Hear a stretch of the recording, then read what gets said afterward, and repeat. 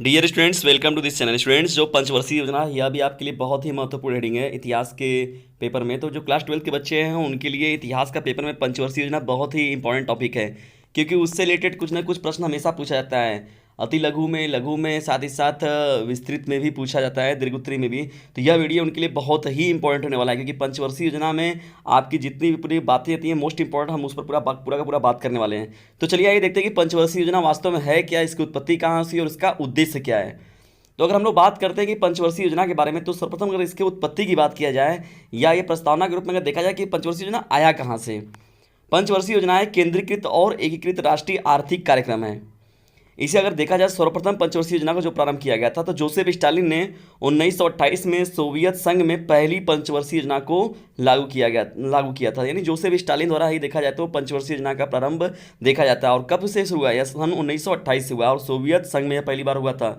और जब भारत में लाया गया ये, तो भारत ने प्रथम प्रधानमंत्री जवाहरलाल नेहरू के समाजवादी प्रभाव के तहत स्वतंत्रता के तुरंत बाद सन 1951 में अपना पहला पंचवर्षीय योजना शुरू किया था। यानी समाजवादी प्रभाव से प्रेरित होकर जो प्रथम प्रधानमंत्री जवाहरलाल नेहरू थे, उन्होंने हमारे यहाँ भी प्रथम पंचवर्षीय योजना को लागू करने का निर्णय लिया। कि मतलब जिस तरीके से वहाँ पर विकास की बातें की गई थी, या तो अगर देखा जाए तो आगे उन्नति हुई थी, तो उसी प्रकार से उसी तर्ज पर यानी समाजवादी प्रभाव से प्रेरित होकर प्रथम पंचवर्षीय योजना का प्रारंभ 1951 में भारत में किया गया।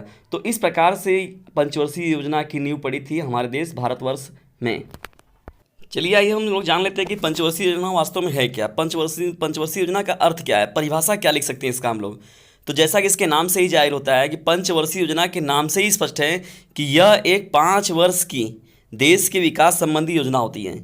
इस योजना के अंतर्गत 5 वर्षों हेतु देश के विकास की दिशा एवं दशा निर्धारित करके उस पर कार्य योजना तैयार की जाती है। यानी पंचवर्षीय योजना का मतलब होता है 5 वर्ष के लिए बनाई गई योजना।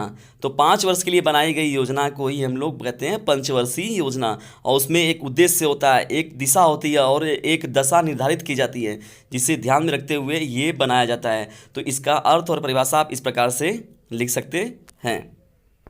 डियर स्टूडेंट्स, यदि हम लोग बात करें तो अगर हमारे यहाँ पंचवर्षीय योजना की बात होती है, तो टोटल जो 12 पंचवर्षीय योजनाएं लागू की जा चुकी हैं। तो जिसमें कि सन 1951 से 2017 तक का कार्यकाल लगभग इसमें शामिल है। तो 12 पंचवर्षीय योजनाओं की बात होती है, तो एक तरीके से देखा तो 12 5 60 यानी 60 वर्ष का पूरा टोटल समय इसमें गया है। तो यानी 12 पंचवर्षीय योजनाएं शुरू की गई हैं। तो इसमें हम लोग की अगर बात होती है प्रथम पंचवर्षीय योजना, द्वितीय पंचवर्षीय योजना के बारे में अधिकतर पूछता है। प्रथम पंचवर्षीय योजना और द्वितीय पंचवर्षीय योजना के बीच में अंतर क्या है और उनकी विशेषताएं क्या थी, तो हम लोग बात करते हैं, डिस्कशन करने वाले हैं इसमें प्रथम पंचवर्षीय योजना और साथ ही साथ उसके साथ द्वितीय पंचवर्षीय योजना के बारे में। तो टोटल कितने पंचवर्षीय योजनाएं हुई हैं? 12। तो आइए चलिए हम लोग देखते हैं प्रथम पंचवर्षीय योजना के बारे में। जो इसका कार्यकाल है वर्ष 1951 से 1956 तक का था। वर्ष 1951 में देश के पहले प्रधानमंत्री पंडित जवाहरलाल नेहरू ने पहली पंचवर्षीय योजना शुरू की थी, जिसका कार्यकाल 1956 तक चला। यह भारत की राष्ट्रीय योजना है, जिसे योजना आयोग द्वारा प्रधानमंत्री की अध्यक्षता में विकसित और कार्यान्वित किया जाता है। तो जाहिर सी बात है, इसका भी प्रधानमंत्री ही अध्यक्ष होता है। जिस प्रकार से नीति आयोग जो इसकी जहाँ पर लाया गया है, national institute for transforming India, उसके भी अध्यक्ष कौन होते हैं? प्रधानमंत्री ही होते हैं। इसके अलावा इस प्रथम पंचवर्षीय योजना के दौरान 5 इस्पात संयंत्रों की नींव रखी गई थी। तो ये प्रथम पंचवर्षीय योजना को कब लागू किया गया? 1951 में। और हम लोग का जो देश आज़ाद हुआ था, ये 15 अगस्त सन 1947 में आज़ाद हुआ था। तो जब ये बनाया गया तो ये प्रथम पंचवर्षीय योजना को इस प्रकार से लाया गया। यदि बात की जाए आज़ादी के तुरंत पश्चात बात की, तो उस समय हमारे देश की स्थिति में खाद्यान्न की बहुत बड़े पैमाने पर गिरावट हुई थी और यहाँ पर जनसंख्या भी अचानक बहुत बढ़ोतरी भी हुई थी। तो एक तरीके से देखा जाए तो बहुत समस्याएं कई प्रकार की फेस करनी पड़ी थी। तो अगर देखा जाए तो प्रथम पंचवर्षीय योजना को इसी को ध्यान में रखते हुए खाद्यान्न पर ही पहले कार्य किया गया, यानी कृषि को इसमें प्राथमिकता दी गई। तो वर्ष 1951 से 1956 तक का जो प्रथम पंचवर्षीय योजना लागू की गई, तो उसका प्रमुख उद्देश्य निम्न है। इसमें अगर पहली बात किया जाए तो न्यूनतम समय में खाद्यान्न के मामले में आत्मनिर्भरता प्राप्त करना, यानी कम समय हम लोग खाद्यान्न को बढ़ाना है अपने यहाँ।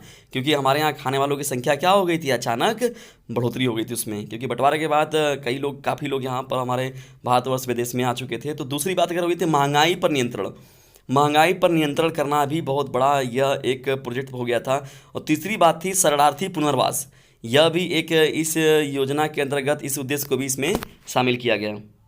उद्देश्य में बढ़ते हैं हम लोग चौथे पॉइंट की तरफ। इसके साथ ही राष्ट्रीय आय में निरंतर वृद्धि के आश्वासन के लिए इस योजना में सर्वांगीण विकास की प्रक्रिया शुरू की गई।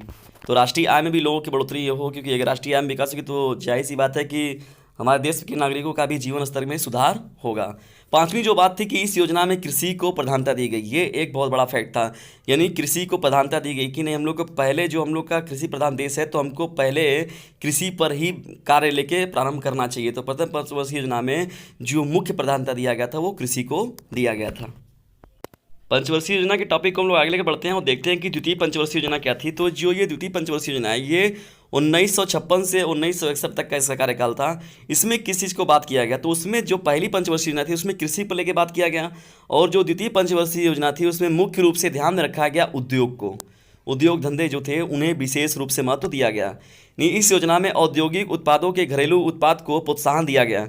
इस योजना के तहत राष्ट्रीय आय को 25% तक बढ़ाने का लक्ष्य रखा गया था कि 5 वर्षों में देश के लोगों के जीवन स्तर को बढ़ाया जा सके। तो यानी ये जो व्यवस्था की गई थी, राष्ट्रीय आय को 25% बढ़ाना, ये सबसे बड़ा लक्ष्य था, और ताकि मतलब लोगों के जीवन स्तर में सुधार आए।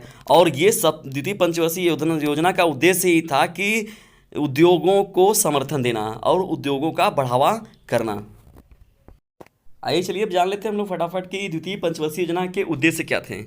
तो जो पहला पॉइंट इसमें आता है कि इस योजना के अंतर्गत उद्योगों को प्राथमिकता दी गई। मैंने पहले भी आपसे बताया कि ये जो द्वितीय पंचवर्षीय योजना थी, ये मुख्य रूप से उद्योगों के लिए ही प्रारंभ की गई थी। दूसरी जो इसमें इंपॉर्टेंट बात है कि इस योजना के अंतर्गत देश ने उत्पादकों के घरेलू उत्पाद को प्रोत्साहन दिया गया था, कि ताकि मतलब ये कहा गया था कि 25% तक के सकल घरेलू उत्पाद में हम लोग वृद्धि कर सकें। मैं पहले भी इसके बारे में बताया गया है। तो ये मुख्य रूप से इसके क्या हो गए उद्देश्य। चलिए आइए कुछ पॉइंट को देखते हैं हम लोग और उद्देश्यों में। तीसरी महत्वपूर्ण पॉइंट यह है कि यह योजना एक बंद अर्थव्यवस्था है, जिसमें मुख्य व्यापारिक गतिविधि आयात पूंजीगत वस्तुओं पर केंद्रित होगा। मतलब अगर आयात को मुख्यतः पूंजीगत वस्तुओं पर ध्यान रखकर यह योजना बनाई गई थी। सबसे महत्वपूर्ण टॉपिक इसमें ये देखा जाए तो द्वितीय पंचवर्षीय योजना की थी। इस योजना के दौरान इस्पात के 3 बड़े कारखानों भिलाई, दुर्गापुर तथा राउरकेला का निर्माण किया गया। तो यह द्वितीय पंचवर्षीय योजना का देखा जाए तो सबसे बड़ी उपलब्धि है। कहा गया था कि इसमें उद्योगों को विशेष रूप से ध्यान दिया गया था। तो कहा गया था कि इस्पात कारखानों में मतलब 3 बड़े कारखाने भिलाई, दुर्गापुर तथा राउरकेला का निर्माण किया गया। तो जो द्वितीय पंचवर्षीय योजना को सफल बनाने में कहीं ना कहीं से अपना योगदान देते हैं। आइए चलिए देखते हैं हम लोग के पंचवर्षीय योजना के निष्कर्ष क्या निकले। इस योजना के अंतर्गत अब तक 12 पंचवर्षीय योजनाएं क्रियान्वित की जा चुकी है, किंतु सरकार पंचवर्षीय योजनाओं को समाप्त कर एक 15 वर्षीय बृहत योजना पर कार्य कर रही है। अर्थात पंचवर्षीय योजनाओं की जगह पर नीति आयोग को लाया गया। नीति आयोग के जो अध्यक्ष होते हैं वह भी प्रधानमंत्री होते हैं, और पंचवर्षीय योजना जो बनाई गई थी इसके भी जो अध्यक्ष होते हैं वह भी प्रधानमंत्री ही होते हैं। तो ये दोनों ही जो योजनाएं हैं, अब यहाँ पर इसकी जगह केवल नाम बदला है, काम देखा जाए तो एक तरीके से वही है। तो 12 पंचवर्षीय योजनाएं प्रारंभ की गई थी, यानी इनका कार्यकाल जो है सन 1951 से 2017 तक का समय। अगर टोटल देखा जाए तो लगभग 12×5 यानी 60 वर्ष का जो कार्यकाल दिया गया पंचवर्षीय योजना। हर योजनाओं में किसी न किसी टॉपिक पर कार्य किया गया था। मुख्यतः ये प्रथम पंचवर्षीय योजना और द्वितीय पंचवर्षीय योजना, और दोनों के बीच में अंतर आपसे ज़्यादा पूछता है। और पंचवर्षीय योजना किसे कहते हैं इसके बारे में। तो ये रहे पूरे के पूरे महत्वपूर्ण आपके टॉपिक है। और देखा जाए तो इस समय कोरोना महामारी जो है धीरे धीरे अब वो कम हो रही है। अगर देखा जाए तो जो नियमित रूप से मरीजों की संख्या भी में गिरावट आ रही है, और साथ ही साथ कोरोना वैक्सीन का भी देखा जाए तो धीरे धीरे वो भी वैक्सीनेशन भी चालू है, प्रारंभ है। तो एक तरीके से देखा जाए तो अब आपके जितने भी एकेडमिक एग्जाम है, कम्पिटिटिव एग्जाम है, तो उनके होने की पूरी संभावना बनी हुई है। इसलिए आप अपनी स्टडी को नियमित रूप से जारी रखें, क्योंकि टाइम टेबल आपका तुरंत अचानक निकलेगा और बहुत जल्दी आपका एग्जाम करा लिया जाएगा। इसलिए अभी नहीं तो कभी नहीं, अपनी स्टडी को आप नियमित रूप से तैयार करते रहें। और वीडियो आपको कैसा लगा इसके बारे में हमें कमेंट बॉक्स में जरूर बताएं, और वीडियो को लाइक करें, शेयर करें, और चैनल पर नहीं तो सब्सक्राइब करना बिल्कुल भी ना भूलें। Thanks for watching this video.